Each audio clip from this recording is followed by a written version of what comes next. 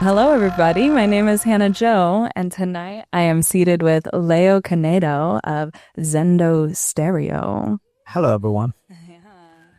So, if you're new to the District House, we switch it up around here. And so tonight's flow will begin with Leo's presentation. Then I'll come back for our interview, and then we'll turn it to you all for whatever questions may have come up. So as he's presenting and as we're speaking, as things come to mind, save them for our audience Q&A, and we'll have ample space to respond to your questions. I'll share on a personal note that I have experienced the magic of this musical man, and I have participated in a Zendo Stereo experience, which he will be describing in later detail. So I'm grateful that I've already experienced your musical craft and vibration, and today I get to know you more deeply in this intersection of consciousness and healing and music that you explore in your work. Thank you. Yeah, it's interesting to be talking about something that's an experience, but hopefully we'll do a good enough explanation that gets us close enough to it. Yeah, keep your eye out for a future District Zendo Stereo collab. Yeah, We're doing it. cool. Coming soon. I'll see you soon.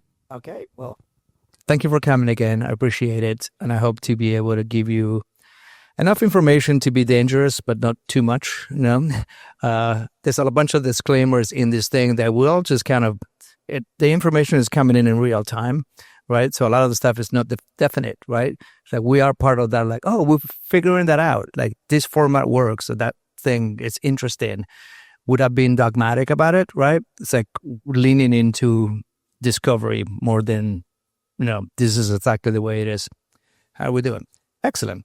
So music is medicine, consciousness is the brain, altered states and healing. That's a mouthful. So I'll try to cover how all those things intersect. And hopefully at the end of this, we'll have a better understanding and an even greater curiosity to continue to want to know what that means for each other. I'll give you a quick overview of my bio / how I got here. A super quick bio. I was born in Argentina, hence my funny accent. I moved to the States with my family in 1986 to New York City. Did my teens and 20s in New York when it was a very exciting place to be. And that's when I became a musician. When I was 18 years old in 1991, I joined the industrial band. I used to be the singer and guitar player and studio person back in the old analog days. That was my introduction to music. And that was when I realized, when one works in music, you lose track of time all the time, right? Which came in handy later on when I became a meditator. In 2002, I moved to Los Angeles to pursue music and art. I'm also a web designer and graphic designer, so I've always made things. That's kind of my bit. 2006, I got a Burning Man. Fun fact, I've been sober my whole entire life, up until age 34, 35, when I went to Burning Man. You see where I'm going with this, right? So the first two burns I did sober because I'm like, this is cool. I don't know what other level there can be to this. And then someone bought a big bag of stuff. I was like, oh, that's the other level. So since then, I'm like, interesting. All these things that I knew that I thought were reality, that gets a little challenge once you start adding mind opening and expanding substances and experiences. Then in 2007, apropos nothing, I learned Vedic meditation, which introduced me to technique to sort of begin to know my own mind, to begin to explore my own mind, not even control it. It's more like, there's more going on here. It's very similar to the psychedelics conversation. There was a baseline of what I thought was happening, and then you get to be like, there's more happening there, right? In 2018, I was wanting to do something creative that wasn't being in a band or being a DJ or being a sound healer. And after many tries and errors, I wound up with Zendo Stereo, which is the music mindfulness events that I've been doing across the country now since 2018. I traveled the whole United States. I'll give you guys more links and stuff about that. And look, I'm right here in front of you right now. What a trip. So let's dive right in. I'm going to go with how I began this journey, which, as we said, this band, music days, 18-year-old, a tale of 2K, Carl's. So there were two Carls in my life, which were very influential to me, right? So being an 18-year-old, you're mad at the world. This is 1991. George Bush the first is in there. We're starting a war. There was an economic depression. It sounds just like today, but it was back then. So anyhow, the first car, see that? Cycles, right? The first car was Karl Marx. Yay, logic in the material world. A lot of people really drove into like, what is the schism of capitalism versus communism? And it was just a lot of stuff that for whatever reason, this car was not my car. My car was Carl Sagan. He was a science and mystery guy, right? So as an 18-year-old, reading Carl Sagan was very mind-blowing. And he had this way to be soft. And I didn't know that he was a psychedelic person himself. But without knowing that, when you reread it, you're like, this guy was on something. The book that started it all for me was Shadows of Forgotten Ancestors. If you haven't read this seminal book, have the book from the beginning to the middle. It's him describing everything from the Big Bang to the primordial soup, to the planets, to the mammals, the plants, and then in the middle it stops at mammals and it stops at the humans. And the second half of the book is about how humans choose animals, right?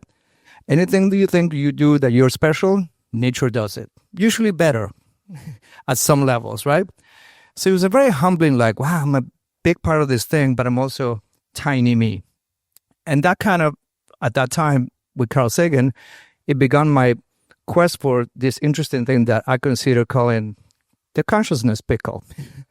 So as we were saying, if all the matter, right, and you can track the Big Bang all the way to us, then what are we doing here? Like, how is this working?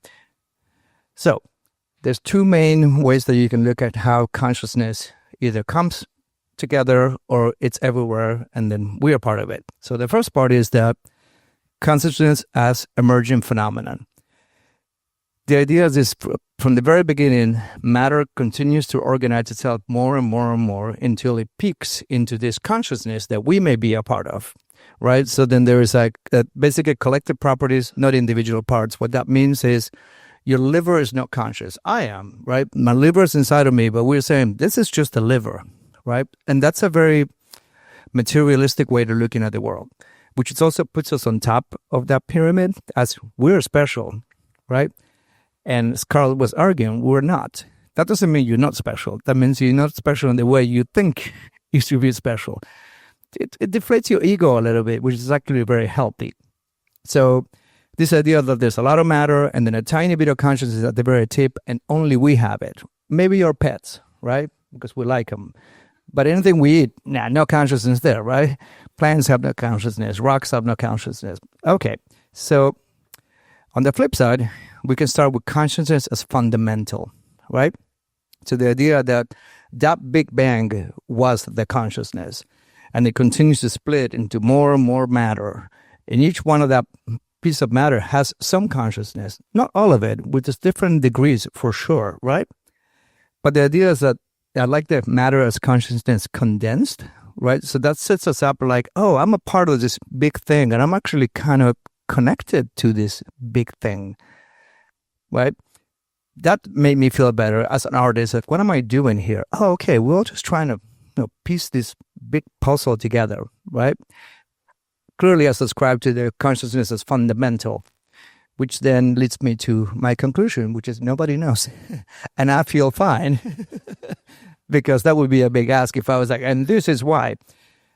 And I feel fine because I feel like we have enough frameworks that we can have a conversation about how, I forgot to set up the timer, so you got to give me a 5-minute mark. The frameworks that I would like to explore tonight, it's both neurochemistry and brainwaves, right? So this is kind of gets us into the consciousness and the brain. So the electrical mechanical organ. Imagine the weirdest computer ever. It's literally a piece of meat with electricity in it, right? It's a wet electrical thing, which usually tell do not touch that thing because something's going to go wrong. And yet we have one of those in our heads. So this idea that with our thoughts, we can create energetic patterns, which then create biochemical reactions inside of us, right? So I wake up in the morning, today is a shit day. wow, that sets my brain into like, I'm going to create not enough dopamine for this person, maybe not enough serotonin. And now your day is sort of set in that thought that you had in the morning, which then literally translated into a state of being, which then translated into a chemical state that you can measure by taking a blood sample from somebody, right? So that thought really does determine your experience in a lot of ways, right? And then, so this idea that thoughts create emotions and emotions create biology, right? Which then brings in, very briefly, I'm going to touch about neuroplasticity, which is there's hope there. We have an ability to sort of start to play with that and to have a little bit of control over that. Not control, maybe a relationship with it, right? Which then brings us to neurotransmitters and emotions. Now we can identify sort of like, oh, this happiness that I feel is actually a biochemical reaction inside of me, which one can say, is that an inside job or an external job? Some people are just born with less dopamine, right? Then you may need ADHD medication to kind of level up to a level that's considered normal, whatever that is. Or you can work with that. I have an ADHD brain, which makes me just meander all over the place. Like if I try medication, it makes me dull. I can do a spreadsheet, but I don't want to do a spreadsheet. I'd rather make music, right? So in that acceptance of your neurochemical sort of thumbprint, for lack of a better word, you then work with what you have. And we each have a skill. And this is a great tool to understand, oh, I'm made up this way and I can work up towards this. So I can even stay in a pocket that makes it more efficient for you with your self-knowledge. The second part of this is the electricity part of it. Like, what is this frequency that's creating this chemical fluctuation, right? And then we know we can measure our brainwaves. The different brainwave patterns reflect different mental states. So I'll go over them very briefly. Just if you don't know this, it's an interesting thing to think of how we operate. The majority of us, from the moment we wake up to when we go to sleep, we're in beta mode. Now, beta means it's pretty high activity, right? There's a lot of thinking going on. If you go into the philosophical aspect of it, one can say that the brain is great at predicting what's going to happen and remember what happened already, right? So you have your preferences. I want away from pain towards pleasure, right? So that's a preference that we have in general. And because when the second you wake up in the morning, what's the first thing most of us think? What am I going to do next, right? And this idea that there's a lot of future, there's a bunch of past, very little present, right? And that's the beta brain. It's very activated, which is good for survival, right? In there's a lot of fight or flight. Thing happens that you don't like, oh, when I'm nervous, now I'm going to either deal with it one way or another, right? And then the future bit is just like expectation and even anxiety at times, right? I want this thing to happen. It's not happening fast enough. Or you buy a ticket to go on vacation, and for 2 months, you're so excited about that vacation. And then you get there, and you're like, oh, it's raining. The food sucks. Your brain is already saying, how are we going to get out of here? I can't wait to get back home to my bed. You see the flow in there, right? So if you can slow down that brain waves, you get into something called alpha waves. And the alpha waves, that soft kind of shower moment, or you drive in and you lose track of that moment. That's an alpha wave, right? And also before you fall asleep, sometimes you can even reach into that. Like you're thinking, but you're not thinking. That alpha wave is a meditative state for most people. And that's where a lot of your intuition or that imagination can come in, because you're soft brain. You're no longer in do mode. You're more like being mode, right? Below that, you get into theta and delta waves. And those are slower, more like deeper aspects of how to reach that, which we'll get into meditation in a second. But these are all mental states that we can create by ourselves or with some medicine. There are substances that will facilitate the alpha brain or that theta brain even, right? This associated with ketamine may put you in a place that is like, oh, wow, I wouldn't have that idea had I been sober. The idea may not be good, but you're going to have new ideas. So delusion is also a thing. But inspiration, and also not just inspiration, instinct even, right? The idea of or you have an instinct. One can say the physical aspect of your senses is that you take in everything, right? It's very difficult to limit what you take in. Now you filter that data to what's useful or not most of the time. So if you walk into a room and you're like, the vibes are good here, what does that mean? Well, it means that you scan the room real quick and you're like, oh yeah, the fire exit is open, people here are nice, no one's carrying a gun, there's not raining. You can make some quick assumptions about the room without having to scan everything. And that's your intuition. Most of us don't have access to that because we're in go, go, go. If you slow down with meditation or psychedelics, you get access to that intuition and be like, what should I do about this thing? And instead of being all logic, you can start to add up the pieces of what your intuition has via dropping into the lower brain states to access that intuition, which is really information you already have, right? It's a little difficult to access that on beta brain, but you definitely have an easier time with alpha or theta or delta. Mindfulness and altered states. Here's everybody's favorite subject. So meditation is an altered state. As we said, we can transition from stress to calm, right? So the meditation shifts the brain from a reactive to a relaxed state. In that relaxed state, you get out of that fight or flight constant chatter of like, what's happening next? What happened already? What happens next? It's exhausting. If you can take 20 minutes a day, 15 minutes a day, with whatever technique you want to do. It can be a mantra-based thing. It can be a visualization. It can be music, which is my bit as to how I stumble. But like, wow, this is a great tool to use to get into that meditative / soft brain / intuition place, creativity place, recharging place.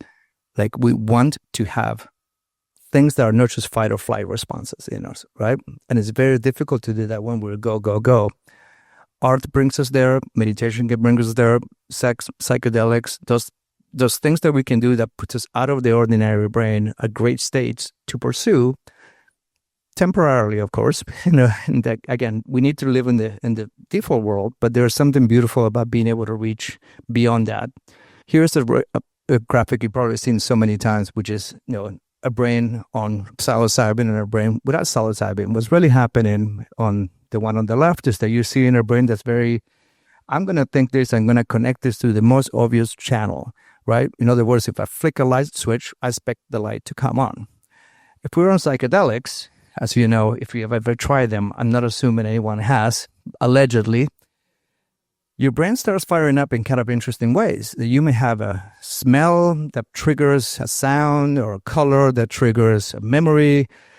There is an unscrambling, but that's the beauty of it. If all that information is in us that we're perceiving with our senses, then in a brain that's more connective, you have more access to what that thing is, and therefore you have better options for how to act. Normal versus altered. There is a placebo brain and an LSD brain, and then there is a brain at rest and a brain reaction to music. As you see, music and psychedelics have a very similar effect in your brain in terms of allowing you to have connectivity in places that you may not regularly have connectivity in a default brain. So you can see how the two of them are kind of a very powerful tool to have to combine both mindfulness and music or psychedelics and music.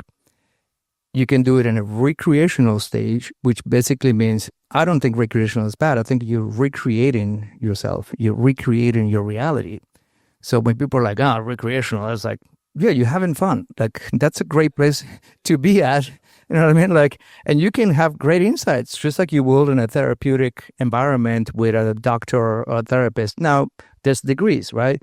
At a concert, you're probably going to have a good time. You may connect to a part of yourself that you lost touch with, but you may also discover, oh shit, there's all this childhood trauma I never dealt with. That's where going to a professional may come in handy, right? And finding something that works for you. Traditional therapy, shamanic work, what else? Sound healing. Okay, so here we go. Music is medicine. Deep listening journeys.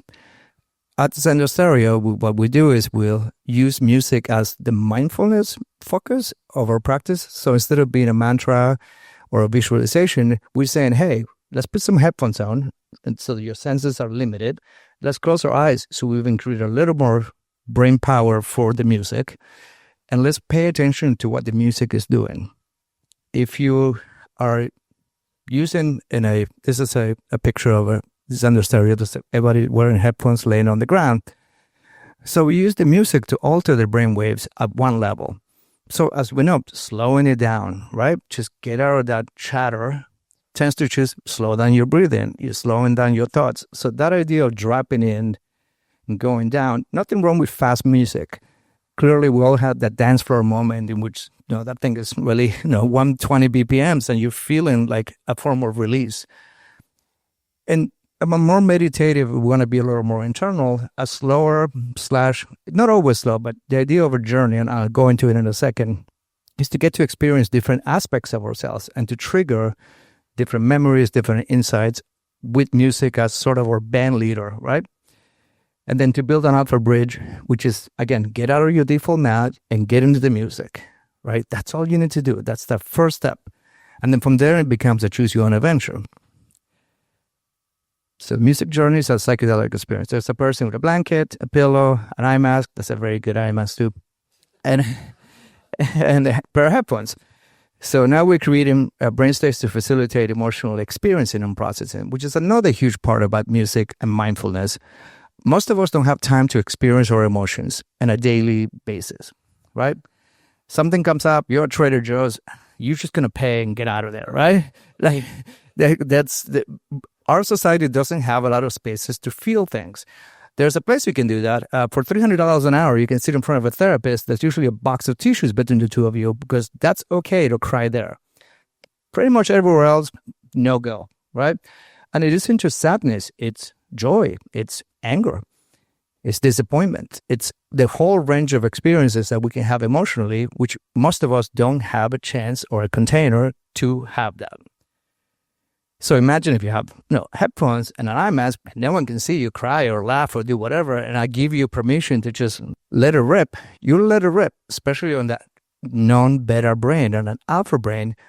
You're more likely to go and experience that. And a lot of our sort of tension is like tension, literally. Something is being held, and you want to open that hand. You want to release that tension, right? So then that idea of experiencing the thing to release it is sort of counterintuitive because we're trying to avoid feeling that thing. I don't want to get angry.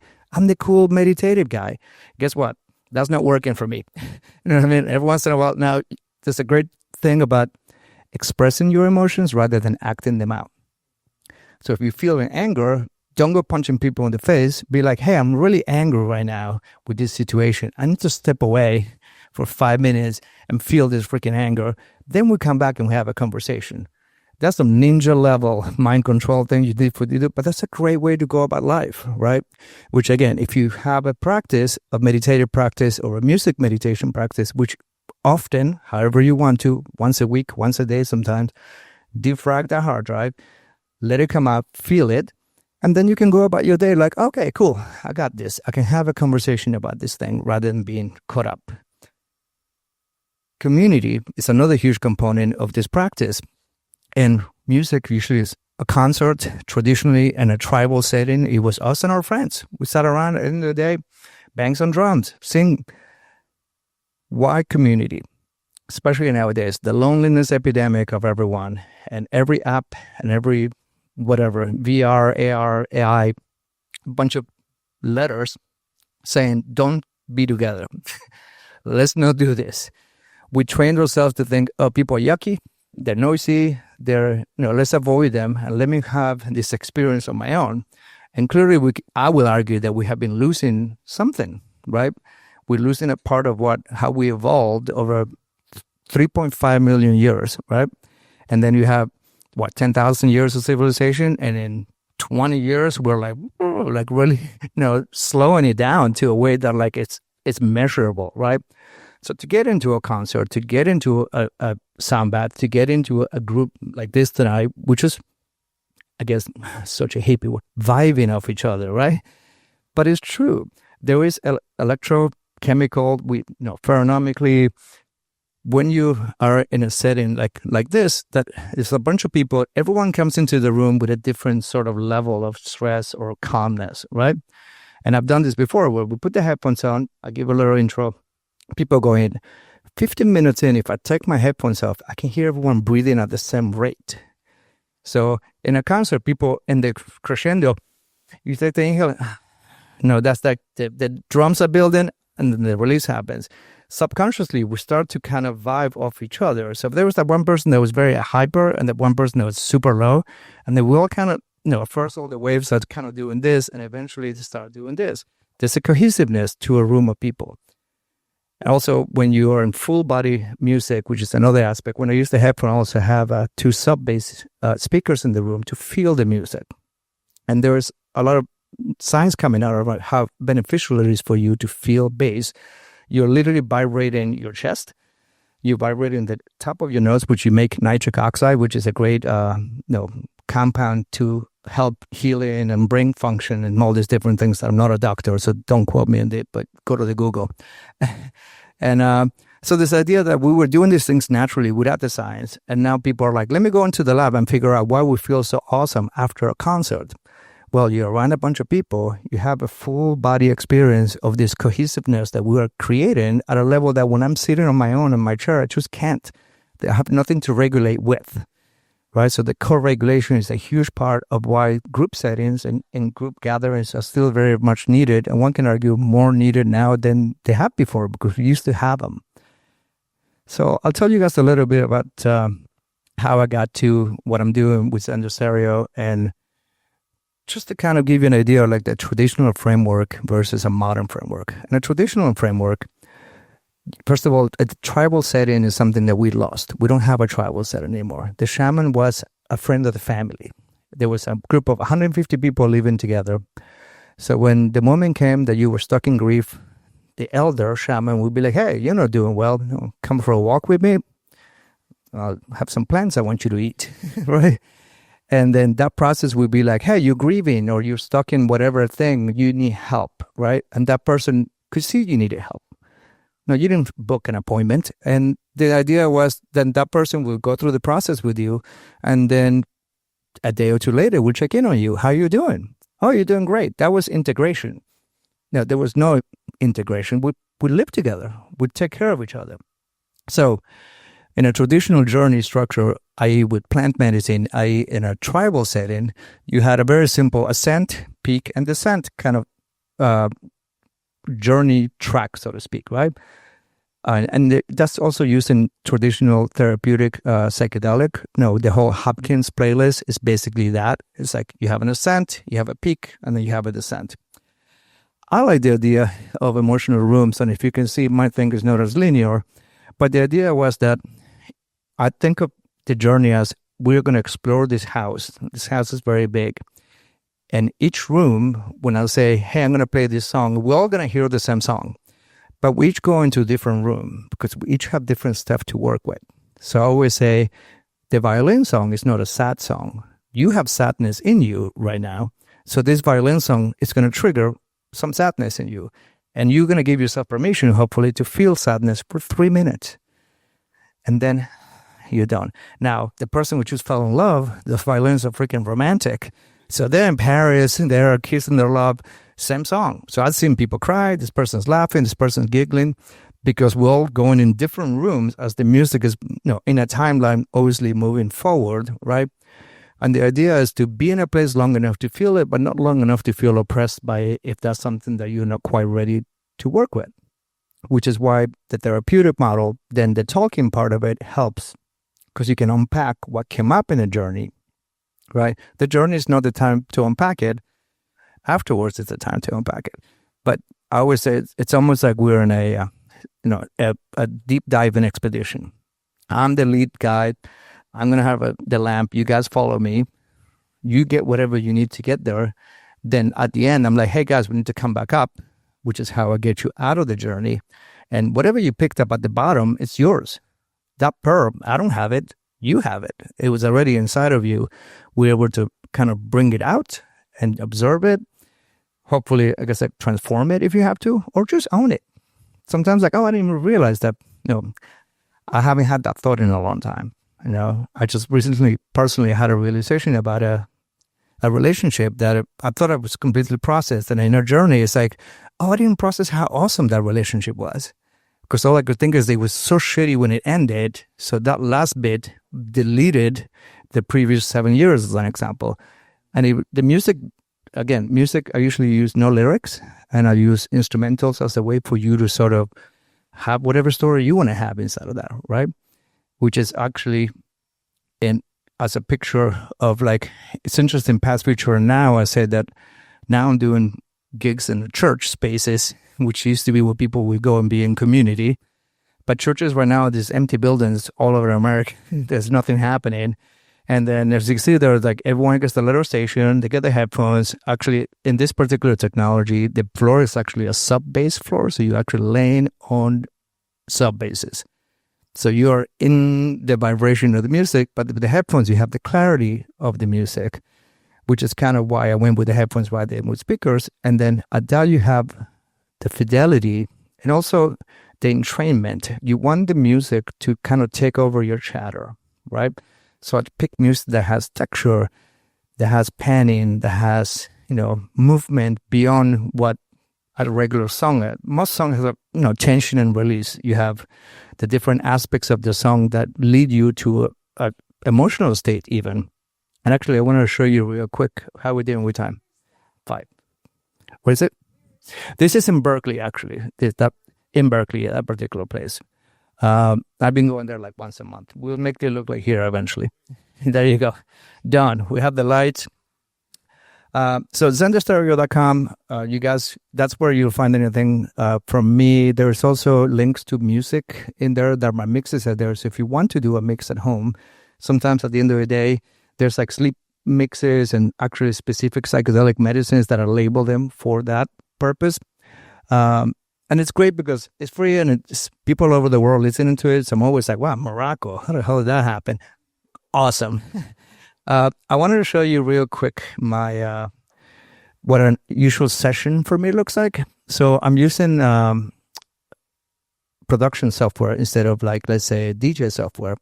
And the idea for this was I wanted to have the freedom to mix and match and to create sonic soundscapes that are not just the music alone. So, for example, all the little squiggle lines that you see are like sound effects, right? And usually when I'm playing live, let's see if I press, I can see the EQ itself, like the actual amount of information. So we see the part to the left is the sub, the bass, and to the right is more of a high-end sounds. Obviously, we don't have the sub in here. So I could at some point decide to manually change that and take that sub and make it so it doesn't have that low end. That's one simple aspect of what I can do. I can actually also take this brain rate and just wiggle it with back and forth between your ears, which is a binaural effect in which you would then get to like be, again, called back to the music. So the idea is if the music has a repetition, which is the beat, right? So the beat is the hypnotic part of the song. Like, okay, this is where we are. This is the tempo. The novelty is the melody. Oh, this is going to loop and then it's going to change. And you want a good balance of novelty and familiarity so that, oh, now I'm lulled into this. I get it. I see where we are. And then, whoop, it violates my expectations, right? That's why, like, music is hard because there's so much being made and most of it may not speak to you until there's some emotional bit. It's like, oh, yeah, that reminds me of that thing. And again, my choices in these mixes is to create many rooms that we can explore linearly. Obviously, the mix has to end eventually, right? So this idea that we're weaving back and forth. So it's not just sad, happy, out. It could be melancholic, or it could be I change the mixes organically through time. So a winter mix is different than a summer mix, right? At 3:30 a.m. set at Burning Man is a very different set than at 7 p.m. at a church in Berkeley, right? Different levels of entrance. Now, my events are, because we live in America, a mindfulness event. But there's nothing to stop you, just like when you go see Pink Floyd, doesn't tell you buy some acid. You may choose to show up with some of that, and if it's inside of you, there's not a crime anymore, right? So there is a plausible deniability that I tell people, because it turns out the whole world does drugs, but we can't do them, but yet we are. I'm confused too, right? So, so this idea that I also believe that we're adults. We make choices. I mean, you can go to the corner store, buy a bottle of tequila, drink it, and just smash yourself. And that seems to be totally cool. But if I sat here on MDMA, what the hell, right? Like, that's just not okay. So let's break that taboo and let's create containers for adults. And I say adults because I do believe that under 25, your prefrontal is not fully developed. You know, the idea of banging a bunch of substances that may actually damage you further down the line, not recommended. Again, says the 35-year-old sober guy that now caught up. But, but I caught up because I felt like, oh, I know what I'm dealing with. I could do a handshake with this. I have safety. I have a scale. I have a test kit. I have books that I can read to familiarize myself with these things that are tools that are literally very powerful, technologies. That's what I call it, molecules instead of drugs. Bring your own molecules better, right? So, and then you choose the molecule that you resonate with. Some people are like, oh, I only do the organics. I used to be one of those a-holes until all of a sudden I tried stuff that was not organic. I'm like, this is pretty awesome too. I also wanted to touch 5 more minutes, we're almost wrapping up. The last bit that I was going to say, and we were talking with Jacob about the purism of the tone, of the ability that, like, now there's all these claims like, oh, whatever, 432 makes your nails grow stronger. I'm like, does it? My bet is we want music, we want a full body experience, and then the healing bit is an internal process that we will take what we need from that experience, hopefully, if you have a good container to open a circle, get in, do what we're here to do, set realistic expectations. Mindfulness doesn't cure anything. It just sets a good foundation for you to do the healing you need to do, right? So the claim is not like meditation cures cancer. It doesn't cure cancer. But if you're a meditator and you do have cancer, now you have a baseline of a wellness that you may be able to draw on to beat that cancer. I think that's a decent claim to make. So music, mindfulness, healing. I hope that gave you guys a few ideas, and thank you for listening to me ramble.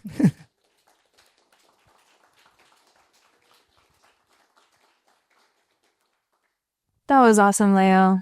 Thank you for such a grounded and precise presentation on the combination of these topics. And it definitely stirred a lot of curiosity for me. And I'm wondering if you feel open to going back to a moment that stood out. I think it was the third Burning Man. Yes. Can you share more about those psychedelic awakening experiences? Yes. So I've been an artist my whole life, so I was primed for a Burning Man experience of like, let's come to an art festival, a music festival. Fine. First 2 years, I'm looking at things. I'm like, wow, look at that tripod. It's so awesome. Somebody really stuck the legs together to create a tripod. In the middle of the desert. Yeah, in the middle of the desert for whatever effort. Now, year 3, add some mushrooms to that. I no longer saw the tripod. I was like, oh, it's like an octopus, but we're only 3 legs. Your brain starts to make associations that it wasn't so much the logic of the thing, it was the spirit of the thing. So I could see when I'm seeing this DJ, at first I was like, oh, that guy really knows his shit. And now I'm like, oh, that person is creating a narrative. It was my narrative, 100%. But I was able to see the other layer because my brain was now a little softer and being able to make connections. So I could appreciate the art. I could appreciate the whole experiment more. And of course, you got to bring it home. So then coming home was a similar thing. I started to see things through a different filter, which wasn't as logical, let's say. Again, beware of delusion. You know where your line is. But the idea is like, yeah, you're more open and you see things differently. That's the best description I can give you. Yeah. I love that. And I feel curious how you personally utilize molecules recreationally to support your craft. And if you have any regular practice of that or how you tune into what's inspiring to pursue. Again, because I was sober up until 34, I was always around people who were doing lots of drugs. That's just full disclosure. The problem was they weren't very productive when on the drugs. So if you're in a music studio and a bunch of people are smoking weed, it just creates a super chill vibe. But then you'll be like, hey guys, the bass is not even on this song, right? Because you're the one sober person that knows the logic part of it. Now in creative mode, rather than doing mode, that's very helpful. So for example, on my sets, I will work on the set with my best logical mind, the technical aspects and all the stuff. And I'm thinking, this is pretty dope, right? But then I may be like, okay, I'm going to lay on my base bed, which I have one at home, highly recommended. And I may take, can I say this out loud? A bump of ketamine, enough to be like, okay, now let me not judge this on a technical level.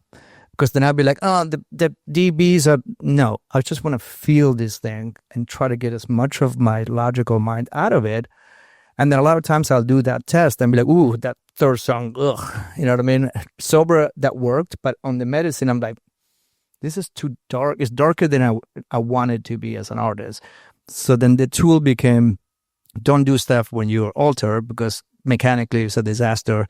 But feeling-wise, it was super helpful. You know what I mean? In that term that even on the search mode, you know, microdose mushroom, again, go slow, because if you're incapacitated, then all bets are off, right? That's not a good place to work. I mean, on the receiving end, if a person is at one of my sessions and they like do 4 puffs of ketamine spray, let's say, they're going to have a great experience. Like their whole ride just becomes a roller coaster. You have no idea what the next turn is going to be. There's so much novelty happening, which is great for that kind of insight brain, right? So that's my thing. That will work sober, test, slightly alter, trust that once we get in that room, the magic happens. Yeah, I love that. And I think that's reflective of just your values and like how you hold a very harmonious energy within yourself and how much you value the integrity of your musical creations and also the deep honor of like utilizing molecules with great intentionality and ceremony. I was wondering if you would like to share about one of your favorite Zendo stereo experiences of all time, if one comes to mind, and what was really stand out about that experience.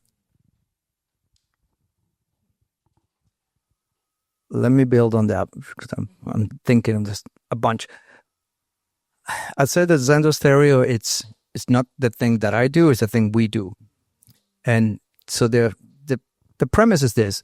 There's a set that I work usually the day off, so I know where I'm walking into. It's environmental, weather, physical. I'm in Vancouver, I'm in Puerto Rico, I'm in Arizona. 3 different vibes, right? So this set, it's kind of like, what am I feeling now? Which is very woo, but I don't have a scientific method of how to do that. So that's one piece. The second piece that I always say is like, well, the Zendo is us. So this group of people with this level of cohesiveness, the music is going to feel a specific way. And sometimes, literally, without any prompt, people be like, wow, we went deeper than I thought we would. And other times people are like, that was awesome. That was so light. I really felt like fairies were with us the whole time. Mm-hmm. And I'm like, I put no fairies in there. But all of you, for whatever reason, were really feeling that lightness of that day versus the heaviness.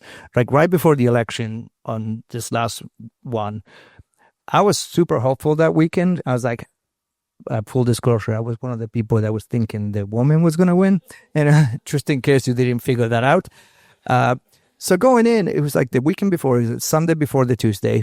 And I was like, I'm really feeling like we're in this wave of optimism. And I did a set that I thought was super optimistic. And everyone was like, oh my God, that was so freaking dark. I'm like, really? And I was like, what are we picking up here that I'm not seeing? And boy, was I picking up something that we were not seeing. We were in for a twist and a shock. And I'm like, did the music preview this? Again, that consciousness bit that I was telling you about, how there's information in the music beyond my conscious thought. And I'm soft as like, I'm the antenna. I can't take any credit for these choices that, I mean, I take some credit because I'm doing it. You know what I mean? Like, we can't be completely, but ultimately it's like, it's doing a thing. And I'm going to trust it that it's doing that thing. Including when people are like, that was way darker. And there's a ego part of me is like, I didn't want to make it darker. I'm like, but it had to be. It was on the field that something's not right? But intellectually, I was like, we're doing awesome. So I don't know, maybe that's a good one that it's like, I got like some validation, like, wow, this is bigger than I am. So the best I can do is just kind of like back off a little bit and not really over intellectual. Imagine trying to replicate that. It'd be very hard. And then, of course, there's the joyous, fun ones at 3:30 in the morning at Burning Man, wherever it's just flying across the universe. And then the testimonials afterwards are bananas, right? Because people are really going places that they themselves are surprised. And the substances are definitely doing something, but there's something about the collective and the choice of the music that you may get an insight that you're like, forget my alcoholic dad. I didn't even know he was an alcoholic until tonight. I'm like, really? And then I'll ask and be like, yeah, he's drinking all the time, but I just never thought he was an alcoholic. I'm like, yeah, that's an insight, you know. But again, you know, you can do therapy. Sometimes the stuff that's right in front of you, that only when you get in that self-receiving mode, very feminine place, then you get that message, right? Yeah. And like you were sharing in your presentation, like the space you're holding is a clear reflection for people to access their deeper unfelt experiences. And I was actually just speaking to a friend today about the resistance we feel towards sound healing experiences. And we were discussing that it's like the resistance to the initial anxiety of laying down and receiving. And it passes quickly, but there's an interesting conundrum of arriving to a space to slow down and feel that down-regulating process to come out of doing and into being. I have something to say about that. Well,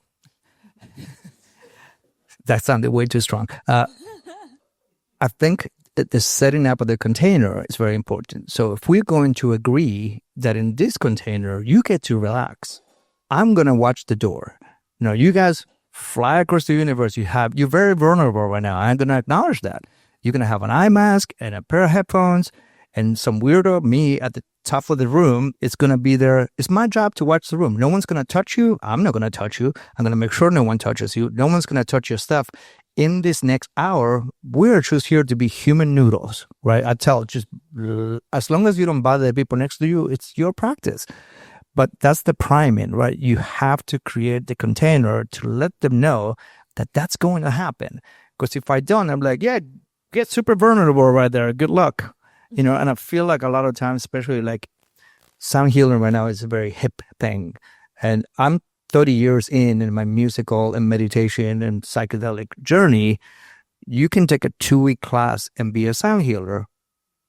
Okay, that's a great beginning, but this thing that you just spoke about is a huge component of it. And most people are like, okay, I'm going to do a sound healing. It's like, people may have a freaking full psychotic break, not psychotic break, but you know what I mean, like something very deep. If you don't set it up right, that's an embarrassing moment for that person. Right? You're crying in public. What went wrong? It's like, first of all, don't ever make anybody wrong for crying, says me. But a lot of times people are like, oh, you know, now I'm the ear, or I'm messing up the vibes of the room. It's like, you having a human experience. You came here to have that. You know, so to your point, the container setting, priming, I call it, right? Like, I'm going to tell you how we get in, how we get out. What happens in the middle is between us, you know, including I don't like sharing circles. Usually I tell people to speak among each other, because if there's 20 people and we each go one at a time, that means 20%, 1/20 of the time is you talking. But if there's 3 people, the 3 of you can have a 20-minute conversation, because that person in the back, they're not going to get to it. And if they only get 1/20 of the time to share their stuff, you're cheating them of like, let me express this thing, or let me learn from you, right? And I think that's a valuable thing of, again, this is usually how I end the sessions. I prompt them to be like, hey, talk to the people next to you. You know, so that's... Yeah, I'm almost hearing that you hold the trifecta of like preparation, journey work, and integration sort of all condensed into this Zendo stereo experience, which I think is really valuable. And I'm wondering if there's more you can share about the context that you set for these facilitated journeys, because I was receiving sort of this exploration of consciousness being fundamental and how we can use sound to access deeper emotional layers and process them perhaps at an accelerated rate. So I wonder if you invite the exploration of that theme at all, or what type of context you set for emotional exploration. Yes.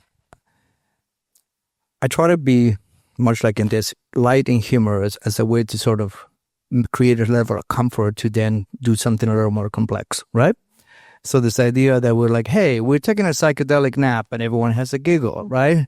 And like, we're going to be in a vulnerable space, much like in a nap. And now we're kind of going, so we're kind of inching towards like, hey, by the way, this is your practice. This is your insight. There's no wrong answer here, right? Okay, now we're getting a little closer. Then the idea of, hey, emotions are okay here, right? We kind of just keep on opening up. And usually I give a 15-minute intro at the beginning of every session, which I have my greatest hits, but I change it all the time because it's like, today, this is the vibe. I'm in a church. I'm in Berkeley. People are super psychedelic. I don't need to, I can go a little deeper. But if I'm like, doing something for a rehab center, there's no psychedelic mentions whatsoever because those people are trying to get off substances, right? So this is about a feeling place.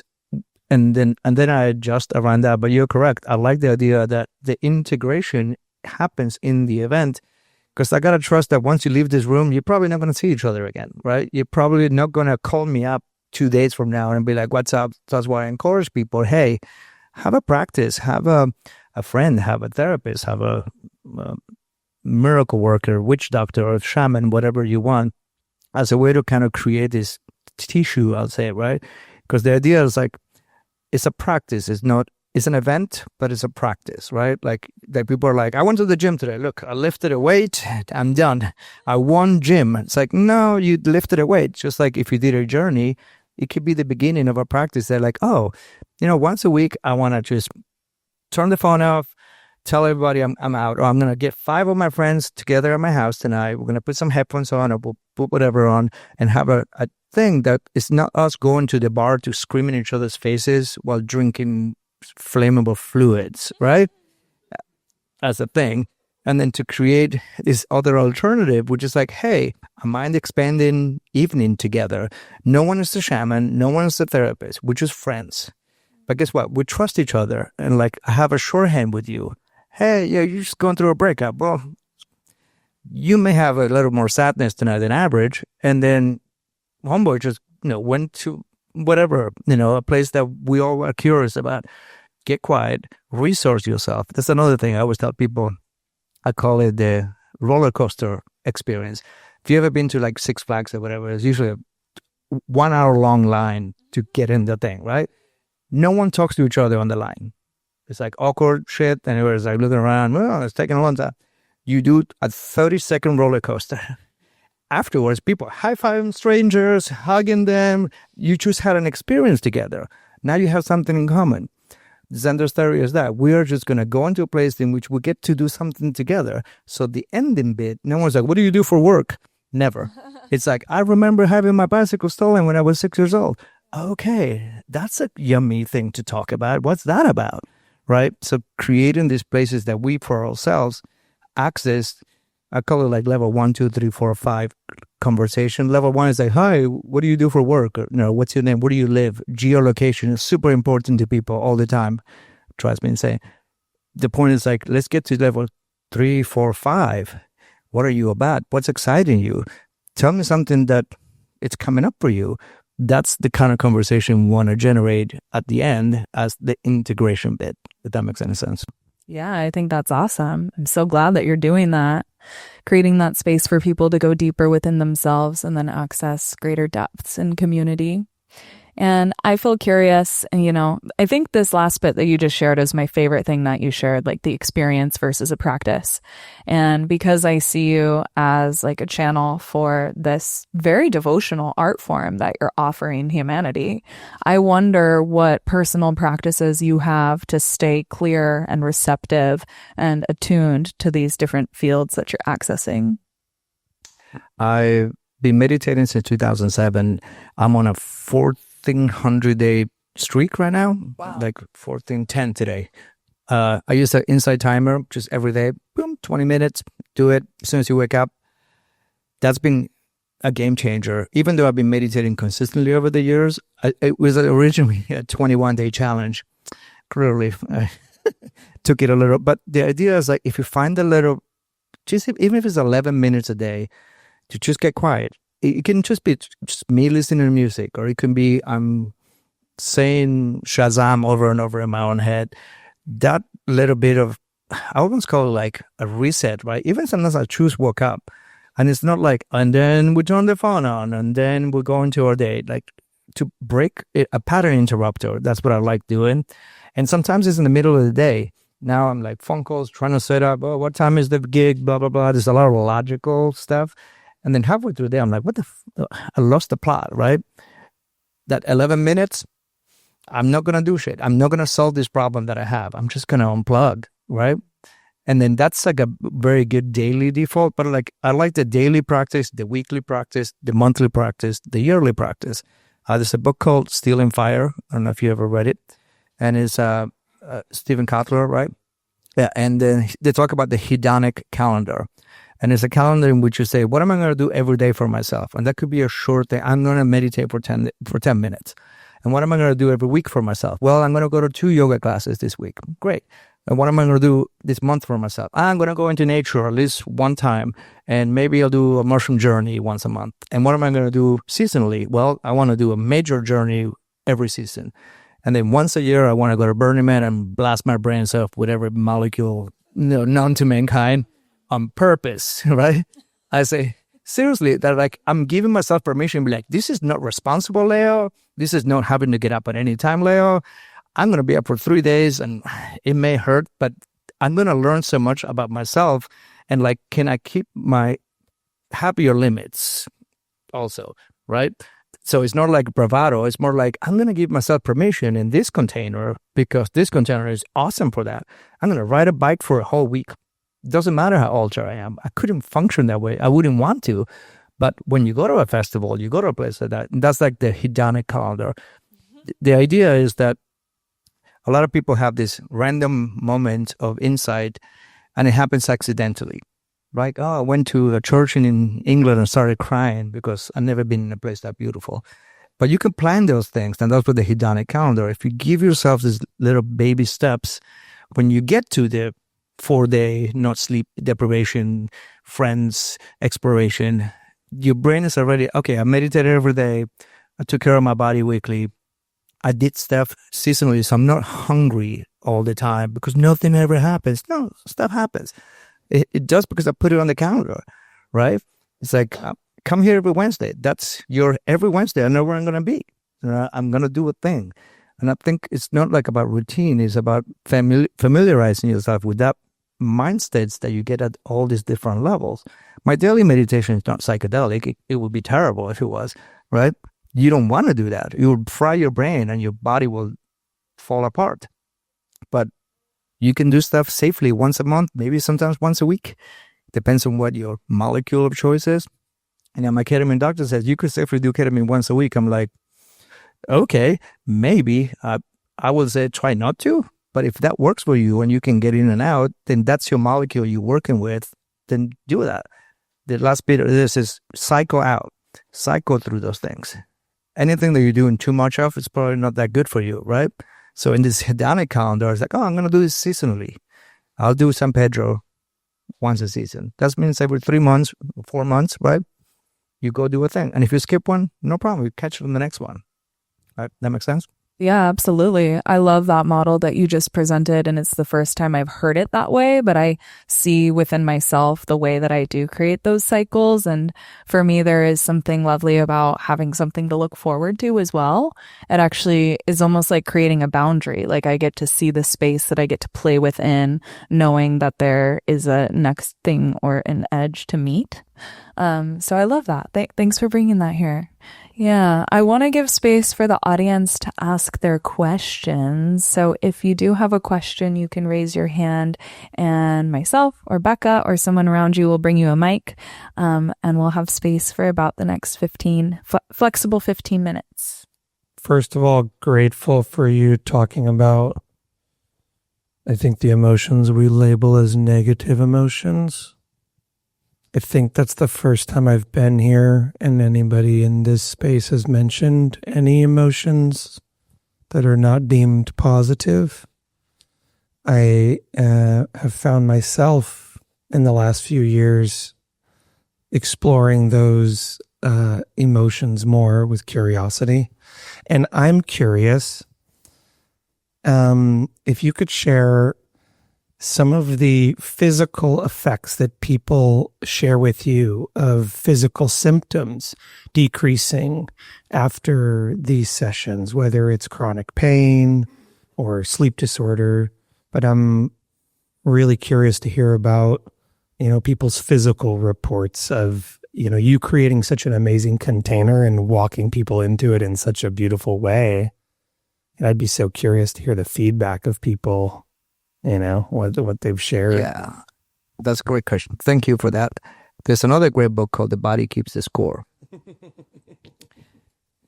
I don't agree with everything in it, but there's definitely a great chunk of truth in it. And again, because it isn't a cure for anything, it's the scaffolding for then getting to a place that you will sleep better and you have less pain and you will be more relaxed and you'll be more aware of your own body.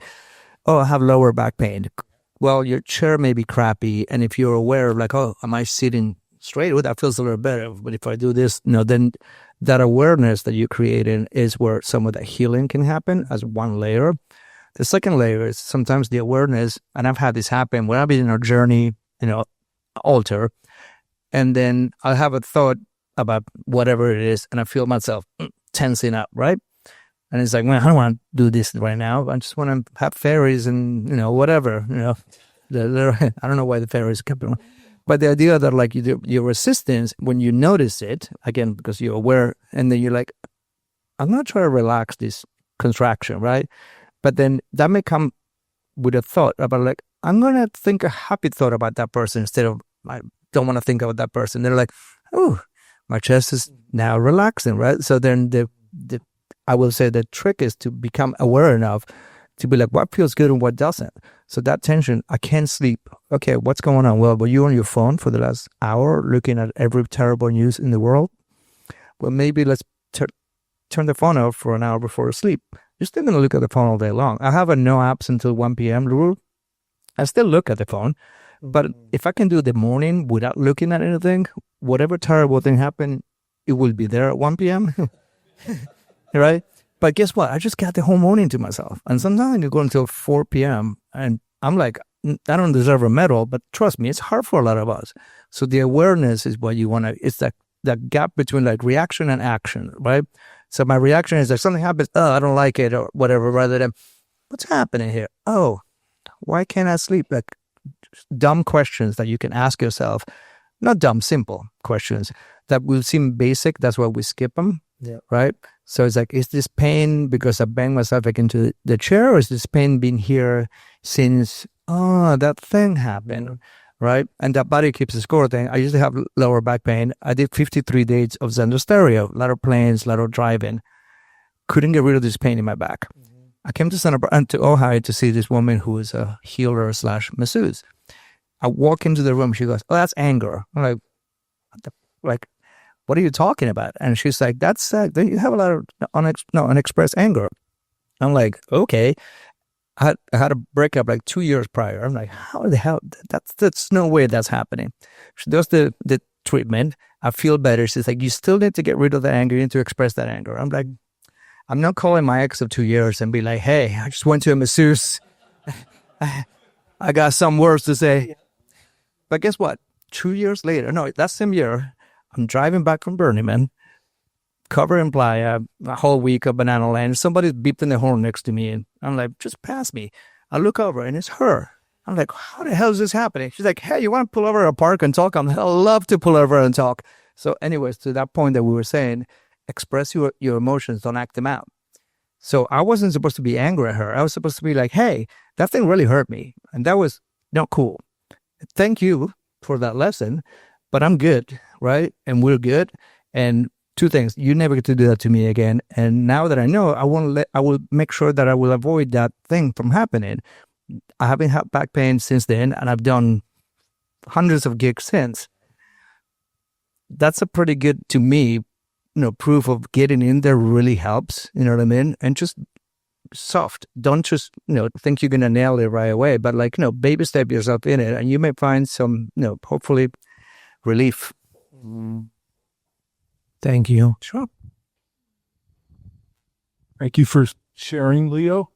I do, excuse me, alpha theta therapy, 55 minutes in the middle of every week, actually on Wednesday.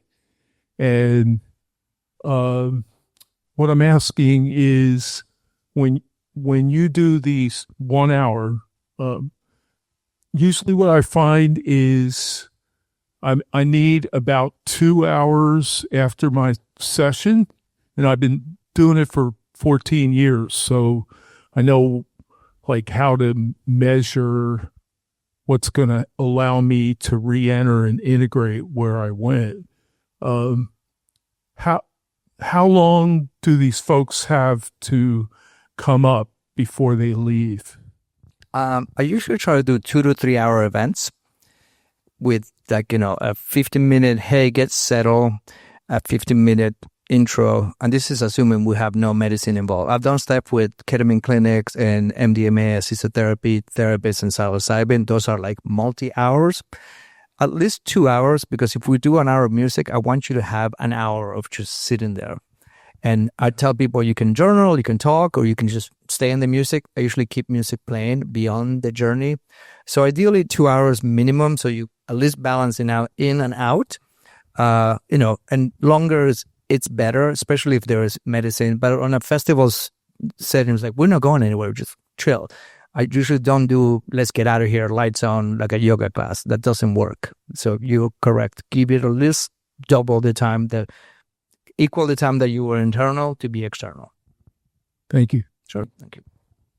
It was interesting what you're describing a lot. Kind of correlates a lot to my understanding of the vagus nerve and vagus nerve theory. And I was curious if you've ever connected those dots before to polyvagal theory and the work that you're doing, because it seems like it's really, there's a lot of data there. It's right there. So as we know, the vagus nerve, it literally runs from your brain down your neck, right? And then through your body. It's interesting, over-the-ear headphones, right, rather than earbuds, have a wider sort of surface to touch on. So with over-the-ear headphones, especially wired ones rather than wireless ones, and then I'll tell you why the difference, you are getting a vagus nerve sort of massage with that sub-bass frequency, which is, the calmness of mom holding you, and, just the idea of being held, the idea of having that pressure and that vibration, a humming, is sort of like, soothing, right? There's also something about the humming where and they've done these studies with meditator and monks, right? So it turns out when monks are humming, they're basically humming, right? And that vibration on your nasal cavity creates something like 1,000% more nitric oxide than regular breathing. And those people access these deeper meditative states because of that vibration state, right? So yes, the vagus nerve has, the idea of already, obviously, full body music at a concert, or if there's a live drum, you'll feel all that vibration also, which does sense, again, a chemical, cascading into creating more nitric oxide, which is basically the foundation of having more oxygen in your body at large. So oxygenation being a foundational piece of most of healing that you can have, right? Your cuts heal better. So there is that connection at the most basic level, right? And in the session there, what you couldn't see is the whole session that we were looking at, right? There was all those little tracks. The whole sequence is at 92, 95 BPMs. So I don't beat match like a DJ does. And the reasoning for that is because all the effects and the delays are coming in at 92, which is, 120, 60, 120 would be like 120 is like dance beat, so to speak. And 60 is like super slow. That's like your, beyond sleep. So somewhere in the middle is like, I'm bringing you back down from that 120, 60 into a like, we're going to relax a little bit. We're going to be calmer. So even if the music goes up or down a couple of dBs or in tempo BPMs, you still mentally lock into this slower, calmer, vagus nerve enhancing, nitric oxide producing, healing space, which again, healing being this catch-all phrase, but like, I don't know what you need, like only you do, but you're probably going to get better results by having a system that's a little more resilient via a vagus nerve massage with the vibration, at a most basic level, almost subliminal. Like the idea is that most of us don't even realize that's happening. But when we're frazzled, it's like just slowing down your breathing. Like I always tell, simple technique, regular inhale, longer exhale. That's like the best tip you can have. Just in general, through the day.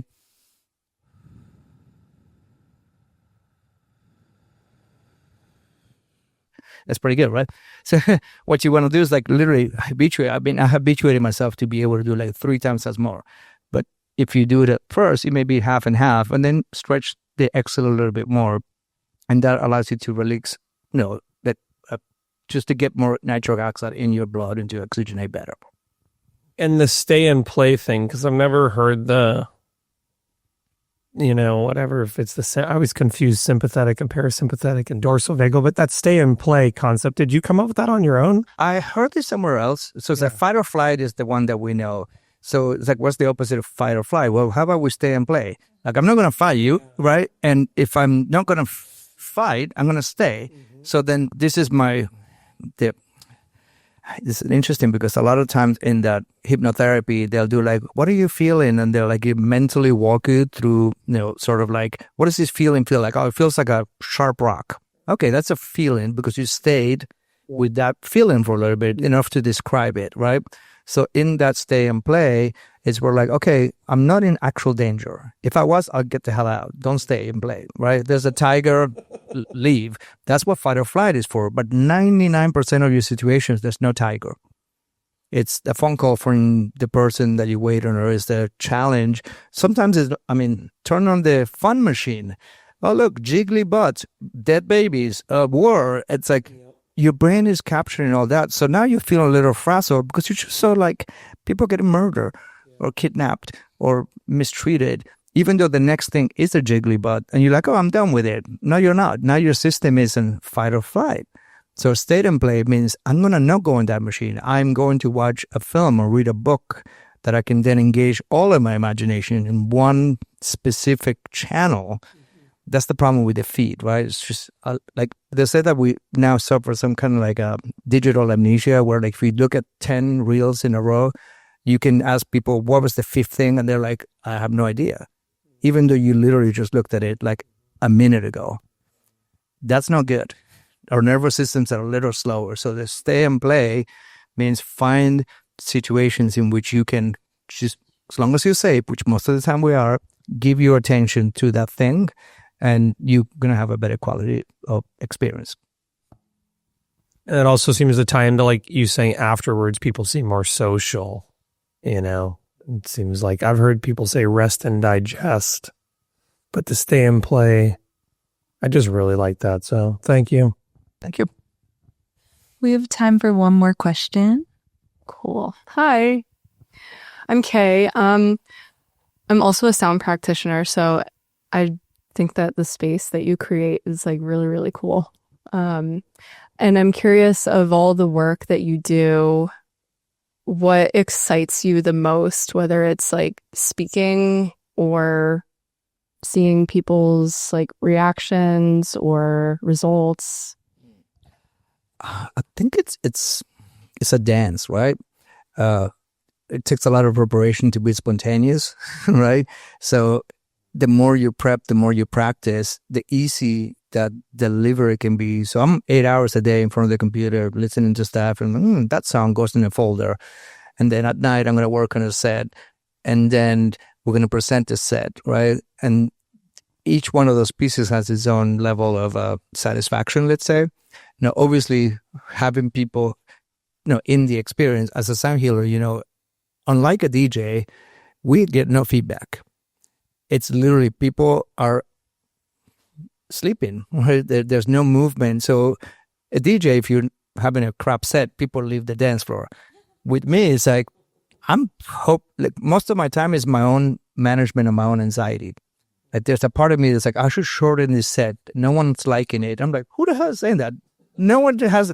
But then I catch myself like in my own critical mind, right? My own subconscious that's like, oh, they're not, it's like zero feedback. So now I train myself to be like, hey, I'm not going to listen to that voice, because 99% of the time people are going to come out and be like, wow, I went somewhere I really needed to. As a sound healer, isn't there like that time distortion that happens? I played for an hour. People are like, that was it? I was just getting someplace. Sometimes it feels like 15 minutes on the inside. And I feel like an hour for sure. So this is where my meditation and my managing of my own anxieties, because that's what you do also as a performer, right?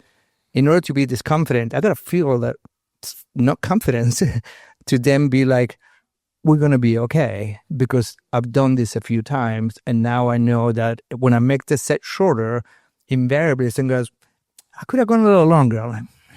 You know what I mean? That has happened enough times that now I'm like, if I feel I should shorten the set, that's usually a cue not to shorten the set. That's my anxiety. No? So then do your meditation, do your practice. So when you show up, you just observe this. You know what I mean? It's like I do as much of I like that metaphor somebody else gave it, the scuba diving expedition. Also, people can only go as deep as you're willing to go, right? So I learned that my reluctance to play that track because it's too dark, it had to do because I needed to figure that out, because it's safe. Once I feel that it's safe, I made that up. I don't know, but no one's complained yet. And the deeper I go, well, I'm saying like, it's never like I'm going to play Metallica in the middle of a set. That may take you out. But my trust over time that, oh, people can handle a little bit more. But at first I was like, I don't know how much anybody can handle. So you go in deeper and deeper. As I go deeper and deeper, they feel safer, because we know how we get out. We don't leave people at the bottom, for example, right? If we're going to go, you got to bring it back up. And in that bringing back up, you can go a little deeper, because I'm guaranteeing you we're going to come back up. That's the promise, right? We're going to get in, we're going to get out. And then I'm going to close the door behind them. And then that's the container, right? So I think that's a great framework. Do your own work.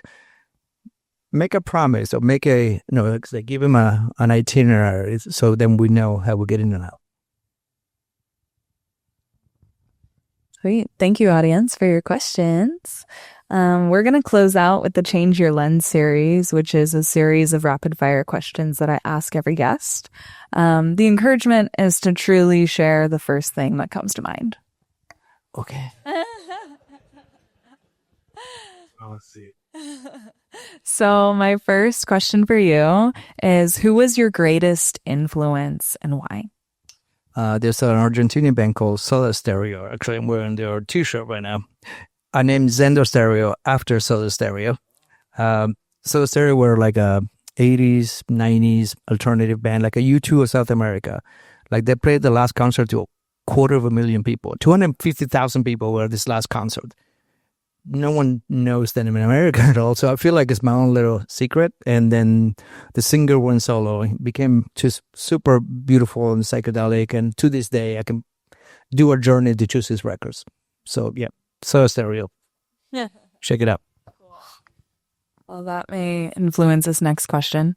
If you were stranded on an island and you could only have one album, what would you be listening to?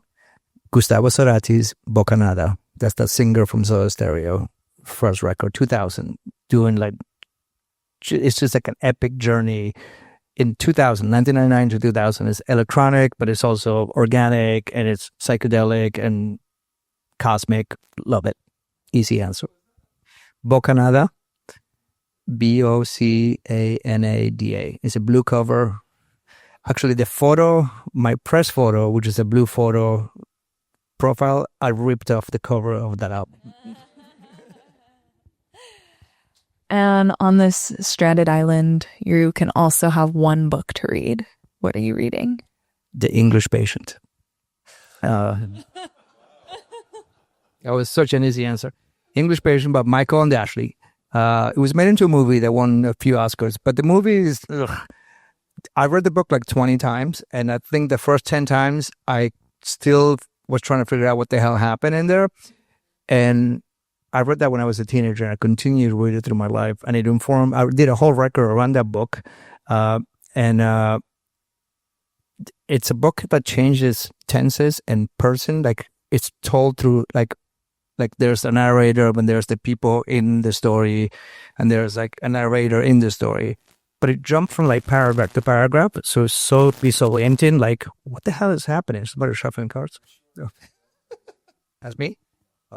Yeah. So this idea where I was like, that's so weird. Like it sounds like cards being shuffled. Anyways, yeah. So then that idea of just shifting. No, it was very psychedelic. 20 years before I done psychedelics, and then I realized why I love this so much because I love that interplay. And next, I'd like to hear about a psychedelic experience that was highly impactful to you.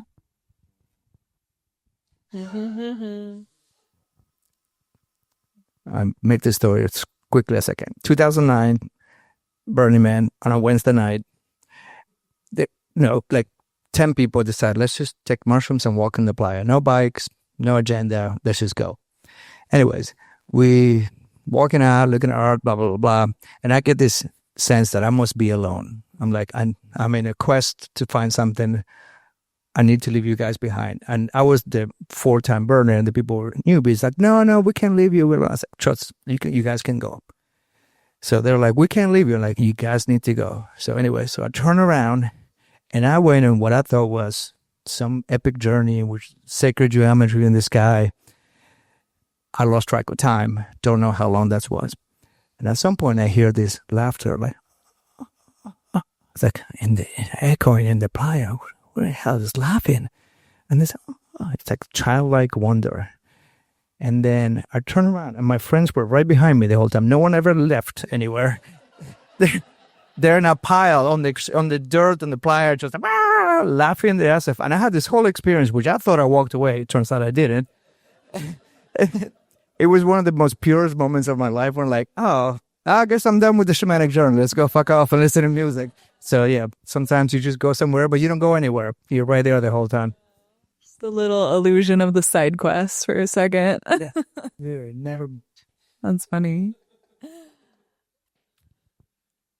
I wonder if you feel, or your personal belief of the afterlife, and if psychedelics give us access to what that may be. Yes. That consciousness pyramid that we looked at, right? I'll tell you a quick story about the afterlife, maybe. Why not? So I had a little dog. Her name was Alma. Alma was a little Chihuahua blend. I got her when she was maybe 6. She was blind in one eye, had a broken paw, right? So the whole time I have her, only one eye. She dies on August 11th, and at the time I was reading the Tibetan Book of the Dead. In it, they talk about the 49 days. It's the idea that you go to the bardo, and then you pick where you want to come back in, and you get reincarnated. I'm like, that sounds fun. Did the math, is 2011, did the math in the calendar, marked, I forget, October, whatever the day was on the calendar. I'm reincarnated. Okay. Day off, I go on social, hey, if anything being born today, let me know. A pet or a human, I don't know. See if this works. No, I'm giving it a shot. Go through the whole day, no one says anything. End of the night, I feel a little antsy. I'm like, I'm going to look at the internet one more time before I fall asleep. I would almost want to show you on the internet, but I'll tell you the story. The headline on the New York Times science page says, Alma opens its eye. Not their eyes. Alma opened, and I'm like, I almost fell off my chair. I'm like, what the? I'm like, how is this possible? So I do a Google search, and it says over and over, you can do it right now. Alma opens his eye. You will get a whole page of Alma opens his eye. It was an observatory in Chile that opened, that was named Alma, and literally it was pictures of deep space from a freaking single thing. Something like the one-eyed dog becomes an observatory. I wish I was kidding. I swear to God, I will show you. Google Alma opens its eye. You will see over and over and over. That was the press release. So I do believe there's an afterlife. I think, the 49-day thing seems pretty good, solid bet if you want to. And, Alma opens its eye. I know it's there. And also with the psychedelics, it's like, we're going to be okay. Yeah. That's my take everything. The deepest, it's always a fortune cookie, right? 12 hours of puking, and then you're like, love yourself. Yeah, but you needed to do 12 hours of puking for that. Yeah. And everything's going to be okay. Yeah. And if you could explore psychedelics with anyone, dead or alive, who would it be and what molecules would you utilize? I would have loved to have done probably MDMA with Gustavo Cerati. Just two dudes, just like feeling all the feelings and just kind of having it. You know, there's a great, especially about the heart opener as a psychedelic. I guess it's not traditionally a psychedelic, but definitely puts you in that brain that you're going to make connections that you wouldn't have otherwise. And for men, the heart space is a little harder to access than for women. And I don't mean to generalize, you know, it's a spectrum. But the idea of being with a great artist and being in a place where like, how's that feeling, you know? You know, that I would have loved that. And what's the container? What's the setting? I think a park somewhere, kind of quasi-public, you know what I mean? It's like be like, man, look at that thing. I think the idea of having some input, I don't know if like, actually a bike ride deep playa with Gustavo Cerati, that would have been 5 stars over there. Yeah.